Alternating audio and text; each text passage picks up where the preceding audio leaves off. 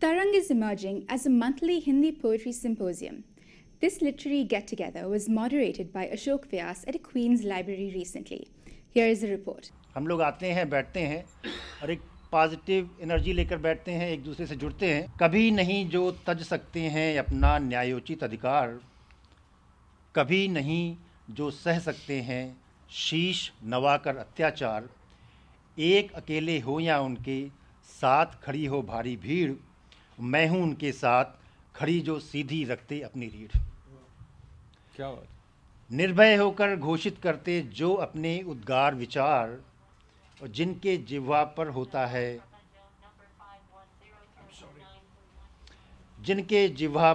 है उनके अंतर का अंगार, और नहीं जिन्हें चुप कर सकती है आतताइयों की शमशीर, और मैं हूँ उनके साथ खड़ी जो सीधी रखती अपनी रीढ़। तो साहब, ये कुछ पंक्तियों के साथ आज का कवि सम्मेलन शुरू करना चाहता था, और अशोक व्यास जी का बहुत ही स्वागत सम्मान करते हुए मैं आज का संचालन का भार उनसे मैं रिक्वेस्ट करता हूं उनके साथ में। विराट के साथ जुड़ने के लिए जो साधना हुई, वो जिस रूप में मुखरित हुई, उसका मूल कहीं ना कहीं मौन रहा है।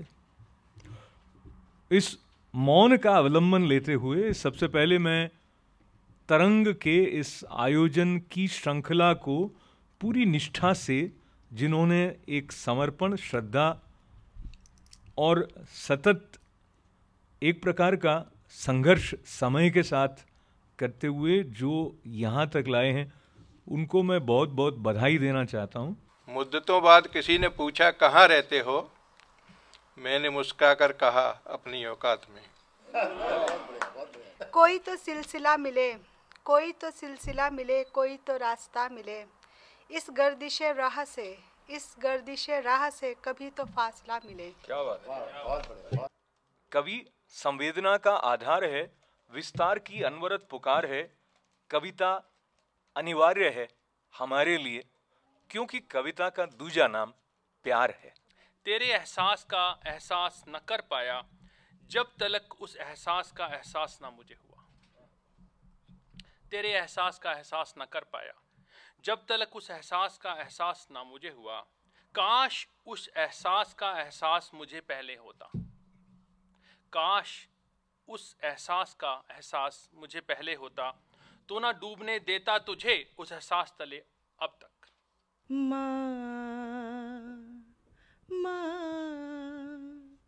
माँ सुनाओ मुझे वो कहानी, जिसमें राजा ना हो रानी। माँ सुनाओ मुझे वो कहानी, जिसमें राजा ना हो रानी। जो हमारी तुम्हारी कथा हो, जो सभी के हृदय की व्यथा हो। जो हमारी तुम्हारी कथा हो, जो सभी के हृदय की व्यथा हो। गंध जिसमें भरी हो धरा की, बात जिसमें न हो अप्सरा की। हो न परियां जहां आसमानी, माँ सुनाओ मुझे वो कहानी, जिसमें राजा ना हो रानी। इन पंक्तियों का पुल बनाते हुए मैं आमंत्रित करूंगा अनिमेश जी को, और वो पंक्तियां हैं कविता यानी ऊबड़ खाबड़ खबरों में संतुलन। कविता यानी ऊबड़ खाबड़ खबरों में शाश्वत संतुलन। कविता यानी खुला गगन जहां उड़े पंछी सा मन। कविता साक्षी है पंख की व्यग्रता की, उड़ान की। कविता कभी निरीह की पाती, कभी आंख है मचान की। कविता एक ऐसी धारा है जहां समाप्त होता मेरा तुम्हारा। कविता की कलकल में वो नाद है जो सुनाता हमारे युग से संबंध हमारा। तो इस संबंध को किस तरह से आपकी रचनाएं सुनाती हैं हम आपसे जानेंगे। आमंत्रित कर रहा हूं अनिमेष मेहताब जी को। ओम विश्वानि देव सवितर दुरितानि पराशु यद्भद्रं तन्न आशु। कि अपना गम भुलाना चाहता हूँ, तुझे मैं याद आना चाहता हूँ। अपना गम भुलाना चाहता हूँ, तुझे मैं याद आना चाहता हूँ। भूल वो सारी बातें फिर प्रेम में लुटाना चाहता हूँ। तेरी पलकों में सोना चाहता हूँ, तेरी आंखों में रोना चाहता हूँ। सात्विक अंतश के मर्म से खुद को अब डुबोना चाहता हूँ।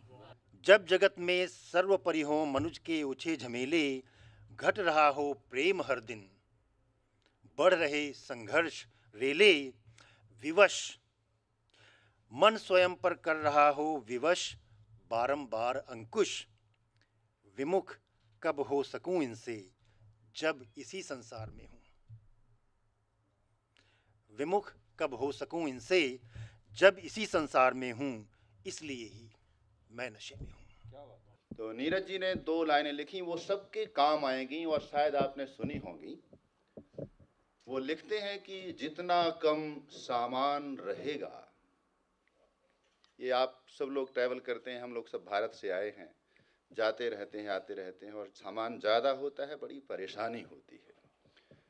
तो जितना कम सामान रहेगा सफ़र उतना आसान रहेगा। सबके काम की बात है, इसको रखिए। जितना कम सामान रहेगा सफ़र उतना आसान रहेगा। जितना भारी बक्सा होगा उतना तू परेशान रहेगा। और उससे मिलना, जिसकी ये बात कर रहे थे, ईश्वर से, परमात्मा से, उससे मिलना नामुमकिन है जब तक खुद का ज्ञान रहेगा।